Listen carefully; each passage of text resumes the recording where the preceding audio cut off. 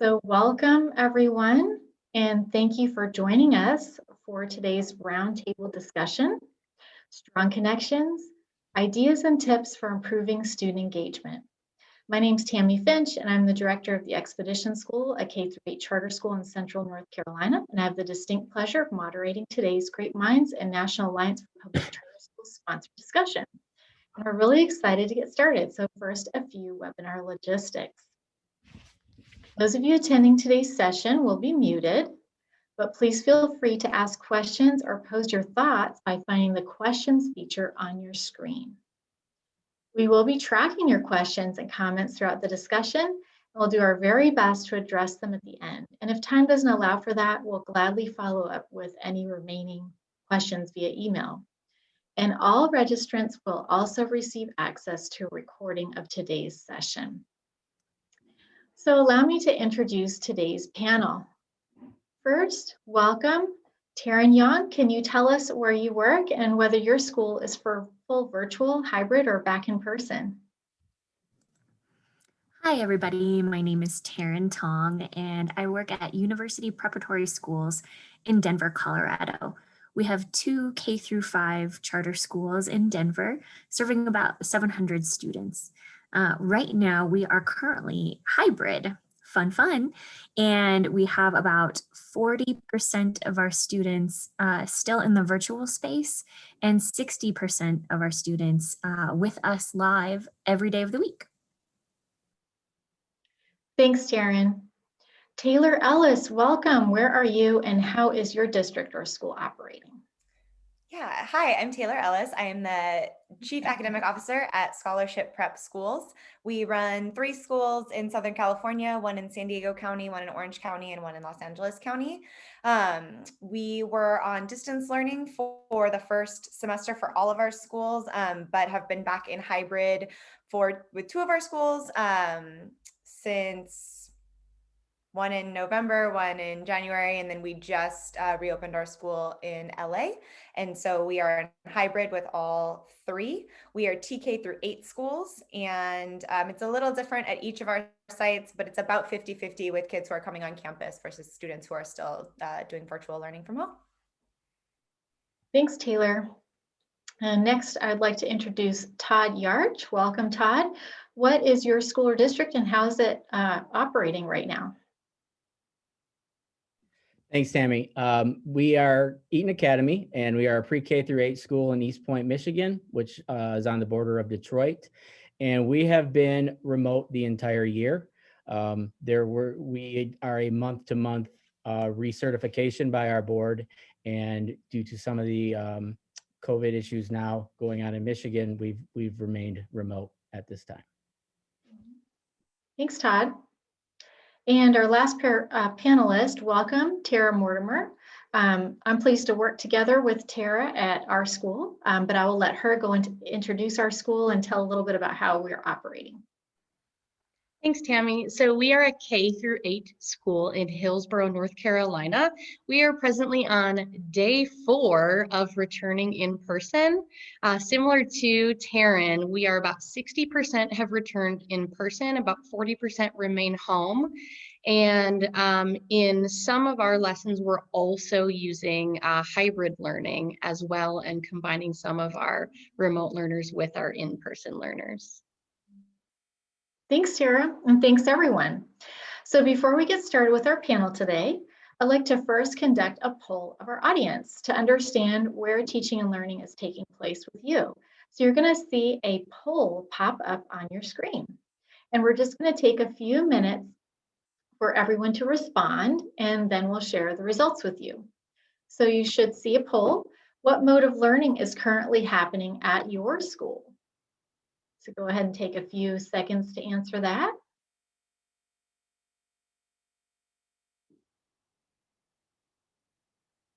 All right, so far, thank you so much for your responses. It seems like we are about split 44%, 44% with fully remote and hybrid, with just looks like 1 school fully in person so far. So that's quite a shift from what I think we were seeing back in August. And I think we can agree that even in traditional classroom settings without COVID, student engagement can be challenging. And I don't think it came as a surprise to anyone that one of our big struggles with remote and hybrid learning is in keeping students engaged. And it's not just about making sure students are learning, it's also about providing a sense of routine and even safety. Our students' social emotional health is as important as keeping them learning and can take a lot of our focus. That's why I think this discussion about engagement is such an important conversation. So let's start our discussion just to learn more about our panelists' experiences and what they've been doing to keep students engaged. So I'd like to start the discussion by learning more about each of your own kind of journeys and experiences when your school started hybrid or virtual instruction. How well did your teachers and your students do in making that initial transition? Taryn, can you kick us off? Absolutely. Thanks, Tammy. Yeah, to be honest, I think I've blacked out a lot of what happened during the initial phase. It was, quite a traumatic experience for all of us, I think. And we fondly refer to that time as the beginning of the dumpster fire, right? And try to bring some humor to it, but it was honestly challenging for everyone. I think in the initial phase, it was just a race to make sure that everyone felt safe and loved and connected. And what we did is we really doubled down on communication with families and strengthening relationships with families, and saw that really as an initial opportunity to say, you know what, we're going to care for our families and our staff first. And we started with initial one-on-one touch points between teachers and kiddos at least twice a week. And at that point in time, we were doing entirely asynchronous work to provide flexibility for families with their schedules and adjusting in the initial wave during that time. But simultaneously, we didn't want to lose sight of learning. And I think that's a huge part of our mission here at University Prep. And so, beyond trying to do asynchronous work and touch points with families, we actually did have some synchronous time one-on-one with students. And we kept some of our fluency work going. And kids read aloud to us over the phone, over Zoom, over whatever method possible, just to keep up reading skills, because early reading is so incredibly important. But it was very challenging. Teachers never picture themselves as a teacher using asynchronous learning, or a teacher teaching over the phone, right? And so I think we're really grateful to lean on a lot of curricular resources, such as Great Minds, that generated things for asynchronous work very quickly, and were very helpful for our staff. But it was a hard time. Yeah, thanks, Taryn. Appreciate your sharing. Taylor, Ellis, how did it go with your teachers and students in making the transition? Yeah. So similar to, what Taryn had talked about, we really made sure that safety and relationships and connectedness was a high priority in that shift from the beginning. I think it was a time of a lot of uncertainty for a lot of people, and people were just really scared. And so as an organization, we really prioritize that.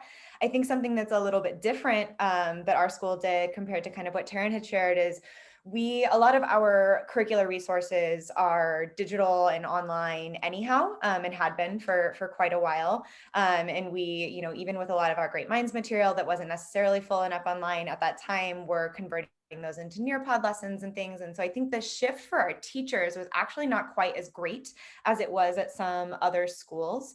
And so they were really positive and really amazing about just making a super quick turnaround from in-person learning to distance learning. So, we shut down schools on that Friday in March. And then by that next Wednesday, we had kids in live sessions on Zoom or through Google Meet so that they could continue their learning. And that helped our kids and our families have a little bit of consistency and structure in a time that seemed very inconsistent and very structureless. And so we are really proud of the work that our teachers were able to do. That's not to say that it was easy or all sunshine and roses at that time. There was definitely huge challenges with engagement, with making sure that everybody had devices and, connectivity to the internet and things of that nature. But like Taryn, mentioned with her school, we were reaching out to families, finding out what they needed. If they weren't able to, get online, we were able to connect them with hotspots. If they didn't have a Chromebook at home or needed an extra one, we were able to send those home. And so, the shift for us was quick, but thanks to a really great teaching staff, we were able to kind of continue learning really right from the get-go. Thanks, Taylor. Todd, tell us about your situation. How did your teachers and students make that transition? A lot of the same things that Taryn and Taylor are saying. So I'm actually going to say where we actually, after taking what we learned last spring, as we prepared this fall, knowing that we were going to be remote, kind of took the approach of this is how we're going to do school. This is school now. This isn't the first of the pandemic like last year. So putting in like Taylor just said and Taryn about the structures and the things like that to move forward and really create what was an online school out of what had, a brick and mortar situation. So I think just and using things like, we went to great minds with using Eureka and a lot of the online platforms that they created as well. It was really our teachers that were like, okay, we've got to create. What we learned was when we got things consistent, our kids were doing better. So we took what we learned from that spring experience and had to completely change and even not change, but say, this is how school is and explain it to our kids. This is how school is right now. This is going to matter. And we're not going to use this as an excuse, but as a reason for not learning. So I think using the things that both Taylor and Taryn, and I think have said about the community and creating that is what really, really helped us create that going forward. One of the things that I think it's so weird that that we're taking from this is, why do we have to have in-person parent-teacher conferences anymore when I can get 90 to 100% participation by offering a virtual option? I mean, we've never had this type of communication with our parents like we do now. So I think there's some things that have been learned and we've changed and moved forward. But I do think all of the same things that everybody has said so far, we were doing and we experienced too. It's just then moving forward to, I just mentioned to our teachers today, it's been 13 months since we've been in here. So, it's just taking what we've learned and really keeping the consistency that this is how school is now. And we'll get back to it being regular later. Yeah, that's an excellent point, Todd. And it sounds like you've even had increased family participation with your conferences, even through the remote. That's exciting. Tara, want to jump in and share a little bit about how teachers and students transitioned at the Expedition School? Sure. So I want to echo a lot of what I'm hearing from the other panelists as well. As educators, we always talk about growth mindset. This is the time for us to really lean into that, right? And we can say to those kids, hey, we've talked about growth mindset. Let's really tap into that. Another thing that we did at the Expedition School was we built in some social emotional lessons early on to really just talk about what's going on, whether it's specifically about COVID-19 or the pandemic, but additionally just talking about how this is school now and it's different, and giving kids a voice and some opportunity to explore that. We also did some lessons early on just about self-advocacy and just how to let your teachers know what you need when they're not right in front of you. And one of the things I really personally appreciated was this was also available to the teachers. So, I mean, nobody becomes a teacher to sit alone in a room on a computer all day.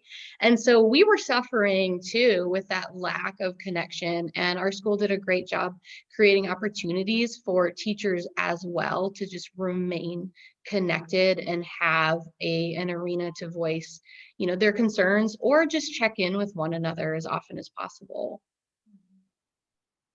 Yeah, thanks, Tara. Thanks everyone for sharing those experiences, which I'm sure are somewhat similar to those experiences of the members of our audience. So I'd like to turn now and focus on student engagement. Let's do another audience poll. So take a look at your screen for the poll.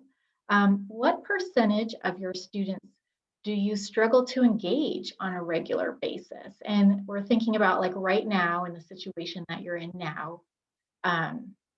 Go ahead and select your percentage.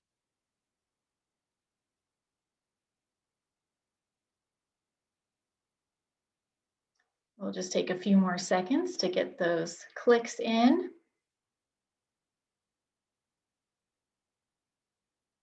All right, so thank you all for answering. It looks like, interestingly enough, our audience is doing fairly well with engagement now, with 0 to 25% of the students struggling with engagement. But that is still up to a full quarter of our students. And then some of us up to 50%, and some of us even more. Students 50 to 75% are struggling with engagement. It's a real need, I think. But we all agree that, to some extent, we've got students struggling with engagement. So let's hear from our panel about challenges that they faced and how they work to find solutions. So I'd love to hear from each of you about how you had to shift your understanding of student engagement in a remote environment. Did your usual methods for tracking engagement still work? What were the biggest challenges to understand your students' engagement, and tell us about some of the things you tried that maybe didn't work as planned so we can learn from those, and maybe some things that were really successful. So let's go ahead and start with Taylor. Sure.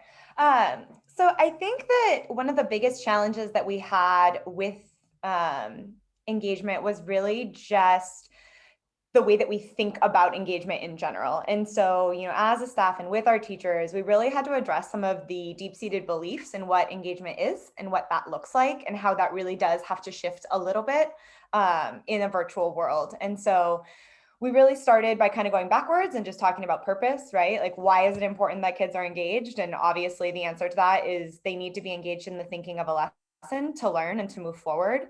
And so then from there, really thinking about that purpose, talking about what does that need to look like for us as teachers, and maybe what do we need to let go of that we thought engagement was, but that maybe we don't need anymore in this virtual world. And so what we landed on was that, engagement in a virtual world really means that we have to make sure that thinking is visible. So that's important in every classroom all the time, but I think it's particularly important as we work in this virtual world, especially, if the kids are feeling uncomfortable having their cameras on or don't feel comfortable speaking on camera, or for whatever reason, we had to find other ways to make thinking visible. And so some examples of that were investing in virtual tools like virtual whiteboards, making sure everybody knew how to utilize chat boxes, the gamified quizzes like Kahoots, collaboration boards like Padlets or Nearpod, and then fun polling tools either through Zoom, through Kahoot, something like that, were things that we really invested strongly in with teachers. But we really needed to work with teachers and staff on letting go of the notion that camera on meant that kids were engaged. And so that was something that we really struggled with, and that we continue to struggle with some of our people, to be honest. But we really had to think about, in terms of what kids are going through and what families are going through, some kids don't want to show what's happening in the background at their home. And sometimes camera off is okay, as long as there's other ways for them to show that they're engaged in the thinking and the learning of the lessons. So I think that was a really big challenge for us, and really where we put a lot of our focus for our tier 1 supports.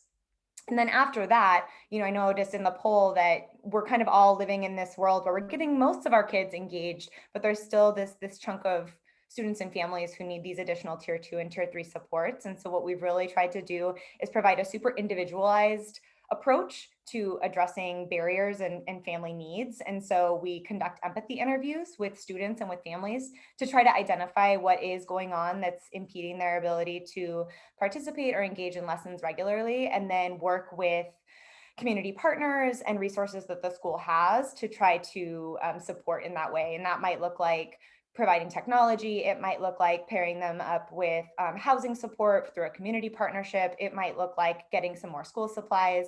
And what we're finding is that when students and families have their basic needs taken care of and really feel like the school community is on their team and really working with them, that we really do see a huge increase in engagement and just students' ability to fully engage because they're taken care of on all their basic levels. Mhm. Yeah, thanks, Taylor. I find it interesting how you think about the engagement in your tiered process. That's a great way to kind of think about that. Todd, go ahead and share your experiences. I just wrote down, actually, Taylor, that's the empathy interviews idea. That I think is something we'll definitely take from this. I think some of the challenges that we had with engagement just were kind of figuring it out. And I do think that, especially what Taylor mentioned, just because you're on camera or you're there doesn't mean you're engaged. So using a lot of different ways and different means, using like the chat, using breakout rooms, also, on the lower levels with our kids, assigning kids that are almost like moderating the discussions to keep everybody engaged, because they're going to call on people that you may not, our teachers may not call on, but also kind of staying ahead, because one of the things that I've learned is that kids, once they've done it for a little while, it just becomes, that's how it is. So, it becomes normal. So, all right, how do we have to move the needle to now kind of, rustle things up again to get kids more engaged? And I do think having more interactive types of curriculum and things like that our staff really worked hard to do and keep them engaged, and also thinking outside the box and using things that they wouldn't typically do because they might be afraid. They might be afraid of what our students might do with certain pieces of technology, and really kind of fighting through that to say, all right, this is a chance to really kind of change a lot of my thinking. And then also how will this now also impact teaching when we get back into the school? Because you don't want it to be just this vacuum of of time that we don't then learn from it and bring it into the school, because some of the things that kids are doing has just been amazing. And some of you may have seen this. We've seen students that typically would be very quiet in school, their whole personality has come out online, and just being more comfortable because they're not sitting next to somebody, they're in their own place and things like that. So I think that that's another, just building that community that our teachers have done a great job with. Yeah, it sounds like you've built a community that really is allowing your teachers and your students to take risks, which is what we've all had to do in this environment. Tara, what are some things that have really worked for you, or maybe even something that didn't work that you want to share?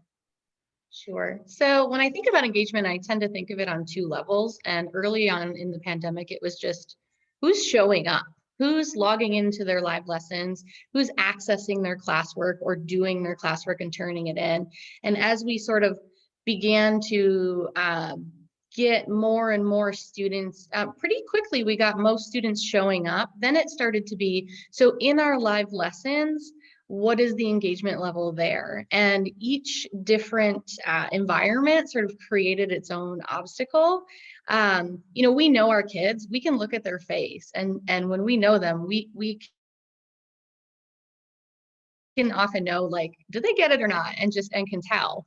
And something that I noticed with remote learning in live lessons is I can still see their face, but I have no idea what is going on in their world outside of this little box. Is a dog barking? Is a sibling right there? And so that was one piece that we really had to rely on, things like student choice, and building in a lot of things that really just pull the students in to get them to want to be focused, here versus everything else that's around them. And then also, now that we're in person, I'm learning a new obstacle is that with the mask, I can't see their whole face. So I can't quite rely on their face to communicate much to me. So we have built in a lot of hand signals as well. We do like the thumb radar.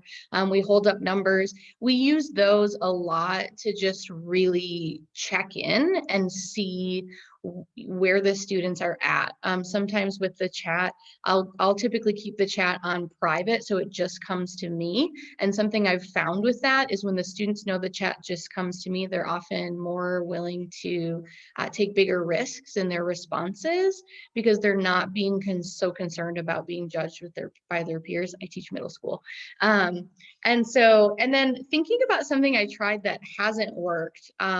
So I have sort of experimented this week with 2 different modes of hybrid learning. And what I did is I just really invited the students into that discussion. So we tried one way, and then we talked about how it went, and then we tried a second way, and then we did a little compare and contrast and talked about the pros and cons of each.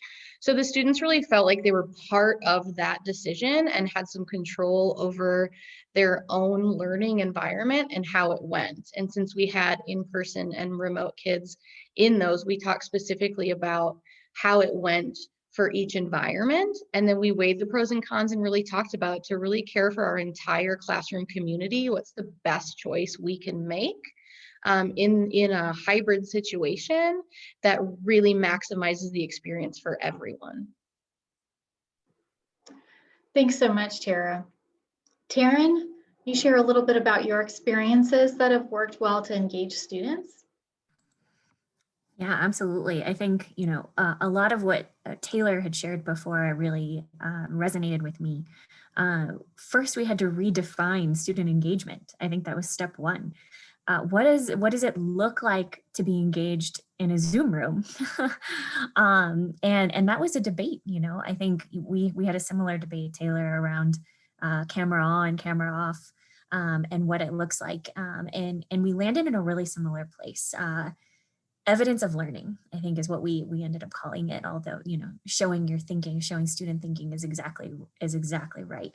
And how are all the different ways you can get scholars to live show what they're thinking, and for teachers then to be able to intervene at that point and give feedback, a lot of positive feedback and a lot of praise, and then constructive feedback as well, so that learning can continue to happen. So yeah, I mean, we went a lot of similar routes in exploring different technology, using the chat, using Google Docs, and live seeing students type into their evidence organizers, all that good stuff. And that really became a measure of student engagement, is how much are you participating in a lesson in a variety and many methods of ways. I think, it's really challenging to lead a discussion on Zoom. And one of the most successful lessons that I've seen recently is a teacher similar to you, Tara, who let students really create what they thought would be, and define what they thought would be successful in the Zoom world. We do Socratic seminars as a part of Wit and Wisdom, and having students talk about, okay, what would a successful Socratic seminar look like here in our space? And we saw, students just really leaning in. All cameras actually went on, and students would come on and off mute on their own, give each other cues, hand signals as well. But yeah, I think, seeing the fluidity of that then translate into in-person too, I think is a really beautiful thing, because I think what all of you are talking about is building a team mentality in your classroom, building a classroom founded on growth mindset and risk-taking can exist both in the virtual environment and in the in-person environment. Those are some great points, Taryn. Thank you. And thank you to everyone. Let's do one last poll to give more insight into where our audience is with student engagement. Have you seen student engagement increase, decrease, or remain the same? And we'll say, you know, since the pandemic has started. So go ahead and mark your answer there.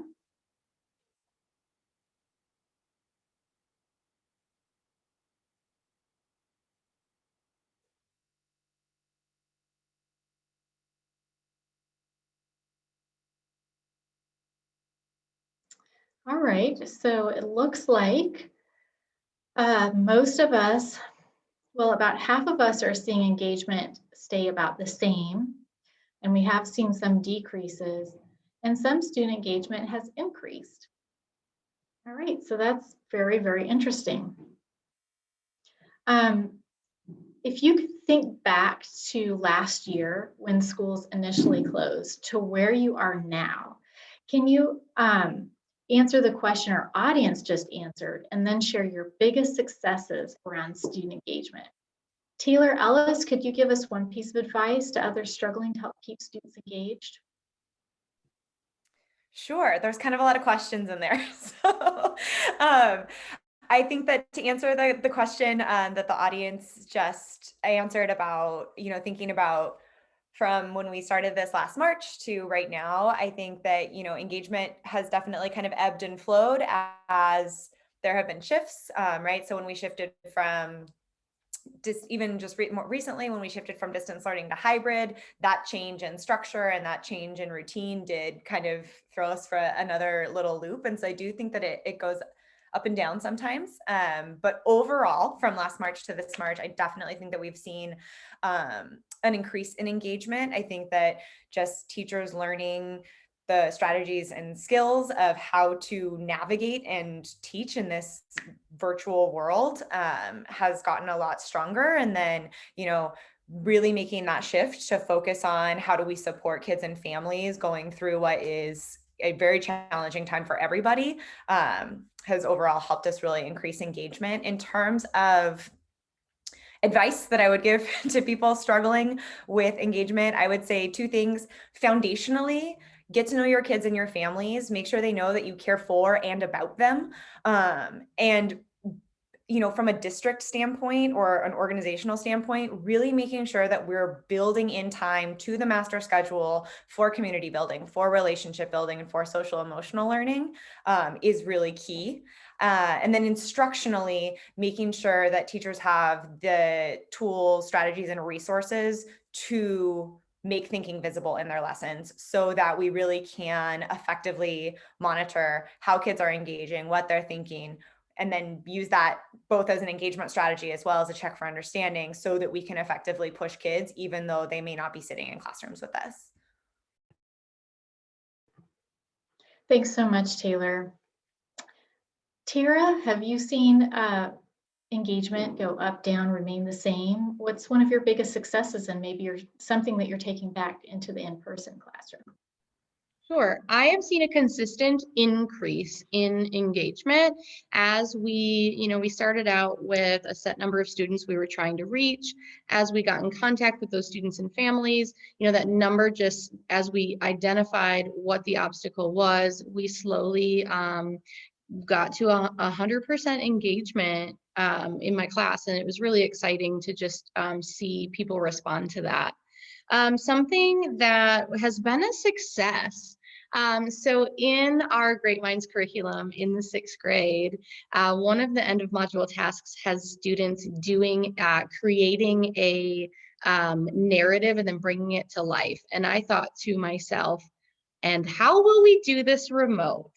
But we had students learn how to do stop motion animation, learn how to do coding. We brought members of the community in who were experts in this and taught them, and we held virtual workshops. And so it was just really cool. And we celebrated with the kids that, hey, we're remote and there's a lot of things we can't do right now, but we can still learn how to do new things.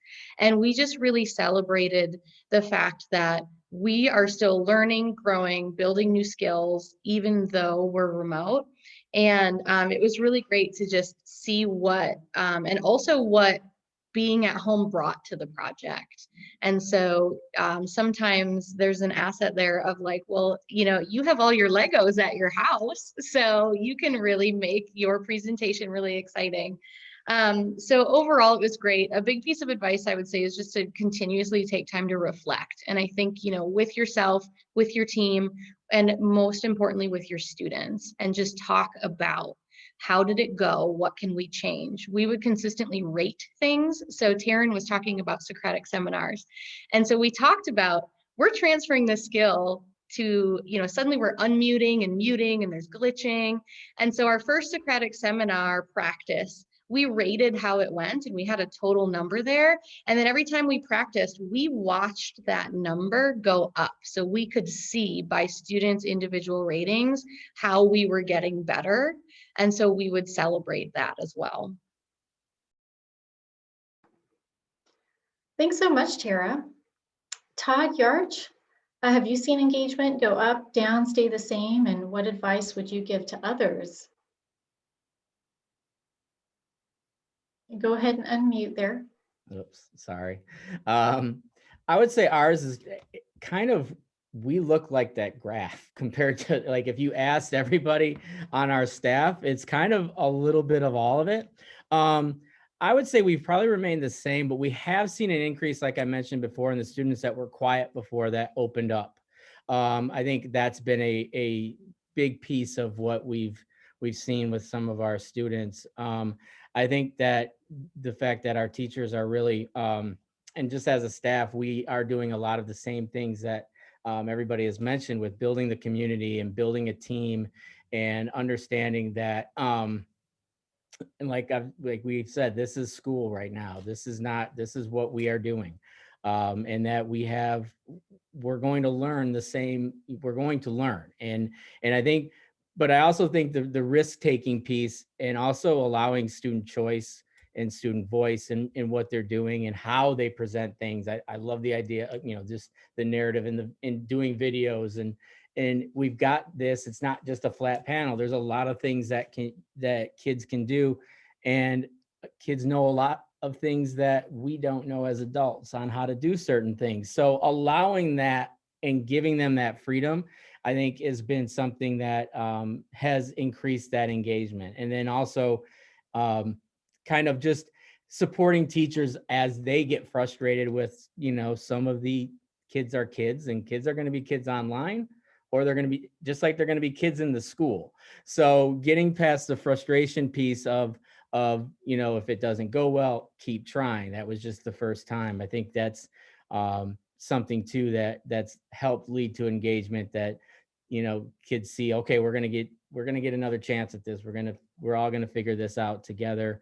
Maybe maybe a student has a better way of getting onto things. So I think that's one of the things. So I would definitely say we've seen at least it stay the same and maybe even an increase when it comes to our more kind of quiet kids that just did their job, and now all of a sudden we see their personality come to life. Thanks so much, Todd. Taryn, have you seen an increase, decrease, stay the same for engagement? And what advice would you have for others, supporting for struggling teachers who are struggling with getting engagement up? What could you share with us? Yeah, absolutely. I think, we have seen, similar to Taylor, it's like a little bit of a roller coaster. So every quarter in Denver Public Schools, families can choose whether to come in person or stay virtual. And so there's a little bit of ebb and flow like that. But I would say majority same, maybe a little bit of an increase in engagement over time as kids and families have learned new things. But yeah, I think the best advice that I have is really that families are partners, and they've been partners more than ever before. They've literally been the educators of their children as kiddos are sitting in their living rooms or their rooms at home. And I think engagement is directly correlated to how strong a teacher has been at building a relationship with the child and their family. And, you know, Tara, you have 100% engagement in your classroom because I'm sure you know every family member of every one of your children. And I think, you know, family conferences have been highly attended this year for all of the teachers who have done a tremendous job with that and have had to. But I would say, you know, it's about more than logistical items when you're talking to families. It's about really truly understanding them, understanding and recognizing the tremendous value that they bring to your child's education. And you know, we've done a lot of crazy things too. You know, if phone calls don't go through or you know, internet is down, our teachers and our staff are on families' doorsteps. And I think, you know, showing up in person during a pandemic, wearing your mask and gloves to hand, you know, items, school supplies, laptops, all of that goes a long way in building relationships with families during this time. And so I can't say more than that. But it's incredibly important, and that's something we're holding on to in the future with all of our families. Yeah, thanks, Taryn. Yeah, it's not only just curriculum, but it's definitely those relationships, isn't it?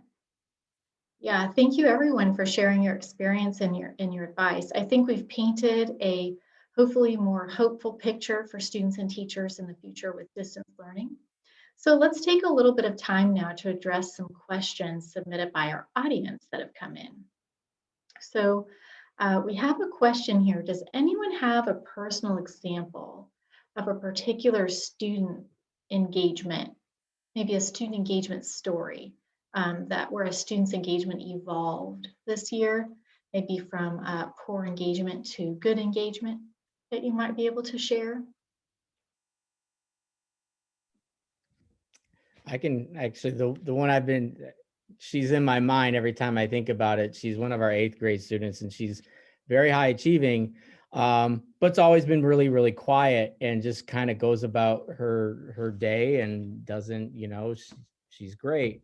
You see her online and she's active in discussions. She wears unicorn headphones and it's just, this has been so like, it's been great for her because she gets to open up in different ways that she has before, and also using the different ways in curriculum. She loves to write. She writes, you know, things like that wouldn't be, you wouldn't see as much, you know, in a classroom, you know, even questions in chats that are really, really, you know, that dig deep. That's the one that when I keep saying that, she's the one that sticks out in my mind all the time. Yeah, sounds like she's become a lot more comfortable with participating. Does anyone else have another story you'd like to share?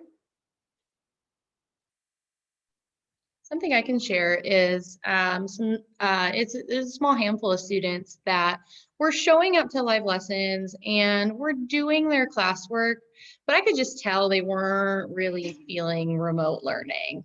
And they weren't the student I otherwise knew them to be. And once I switched my chat to private and told the students, this is only coming to me, one of those students used that chat so much, but it was in such a great way. They would share their thoughts about literary analysis, or they were things that they weren't necessarily comfortable unmuting and saying to the group always, but we just sort of have this mini discussion on the side that would help support their learning and their engagement. And so just, you know, little things that you don't think necessarily make a big difference. You know, you just make this little switch and that just unlocked it for the student. And that was really cool to see. Mm-hmm. Thanks, Tara. We have our audience is very curious about kind of thinking about that learning loss in connection with the engagement.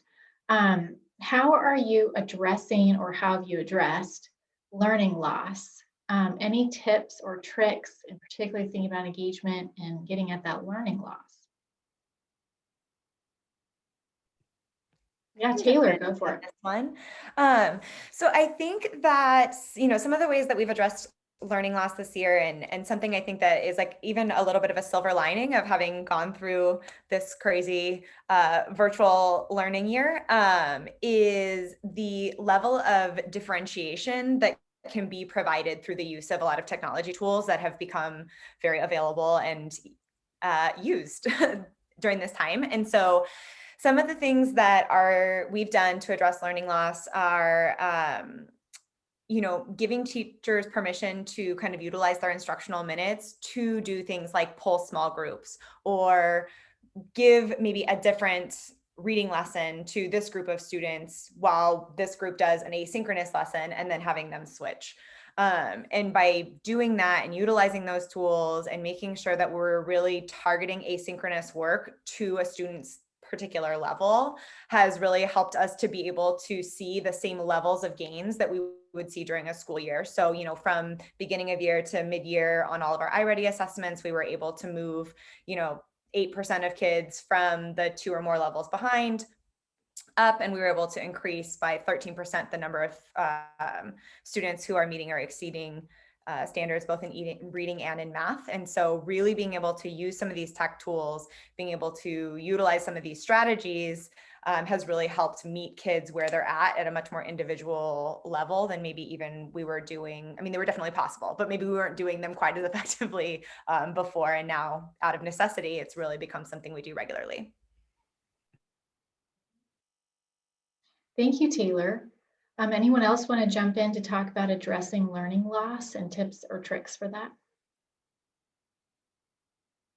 Go for it, Taryn. Yeah, I think, this is the question of the year. And I don't have any great solutions, to be honest, but things that we're trying. One is having a really sound assessment strategy so that you can actually understand where your kiddos are at, I think is honestly step one. And if you're struggling with engaging students or getting students to attend class, that's the step zero, is making sure that you understand where they are in their learning journey this year. And so, the other piece is you can drown in data, you can drown in over assessing too. And so really being thoughtful about what you're giving and why, and then how you're going to use that data in a really, really strategic way. Data-driven instruction and all of that great stuff has never been more important than it is this year, and will continue to be as time goes on. And so, really taking a look at and re-examining all the assessments you're giving is step one, I think. But yes, then if you can differentiate as much as possible and get really creative in ways that you're using time and technology throughout the day is the next thing. I love, Taylor, your ideas about, kind of flipping the classroom in different ways, and really supporting and prioritizing supports for the learners who need it. Thanks, Taryn. Yeah, those are great ideas about the assessments, and we've been using our assessments to try to do very quick turnarounds on remediation rather than wait for the summer, to find out what's missing. If we can find out today what we missed today and address that tomorrow, or even at the end of today's lesson, then we're doing much better at closing that gap. And so we've built in some systems to try to bring that remediation in on a much more regular basis, even in the virtual environment. And kind of going along with the learning loss, we have a question from the audience. In preparation for the upcoming school year, has your school discussed any plans for summer learning? Is summer learning a part of your planning? And if so, what does that look like?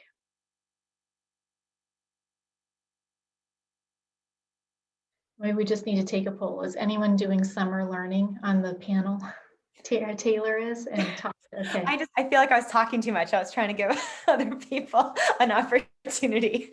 I don't have a super long answer to this question, so I'll be short and sweet. We are definitely in the planning stages of this, especially that, we just kind of got word that we're getting all of this funding to be used for things like summer school. And so we're definitely in like the planning stages of this. But I don't know that I mentioned in my introduction, our charter holds an enrollment preference for foster and homeless youth students. And so really what we are aiming to do with our summer program is provide that opportunity for that subgroup of students first to take advantage of, because those are some of the students who really did have experienced a lot of the barriers that we talked about kind of throughout this discussion, in terms of making sure that they could get connected to the internet and take advantage of all the learning opportunities. So that is something that we're doing, is really being strategic around, we know we can't bring everybody back. And so if we do have to prioritize who we're bringing back, really focusing on subgroups that we notice need it the most. Mhm.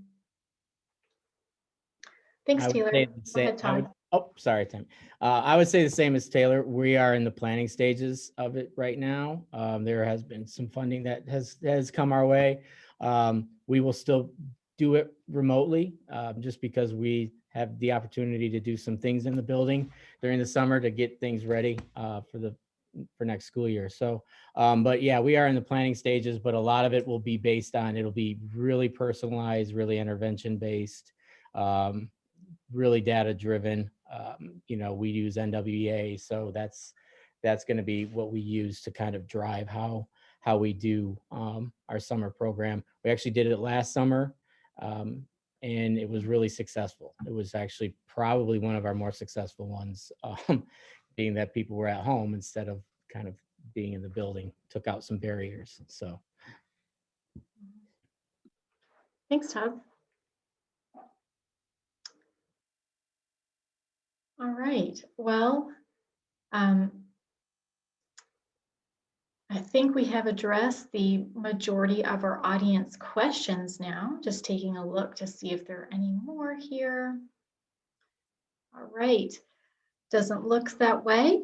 And if we have missed your question, we will try to get that to you through email. So I hope you found today's discussion helpful and you found some new strategies to keep making the positive impact on your students and setting them up for success in the future. And I'd like to thank all of our panelists for their insight today and for all of you in the audience for taking the time to join us. So I'm going to turn this over to Cindy Pierre-Noel to wrap us up. Thank you, Tammy, and thank you all for joining us today. We will share the recording of today's webinar via email, or you can visit our website, publiccharters.org/webinars, where we have recordings from all our past webinars and information on upcoming webinars. Thank you to all the panelists and to Great Minds, and thank you all for joining us. Have a wonderful afternoon. Bye-bye.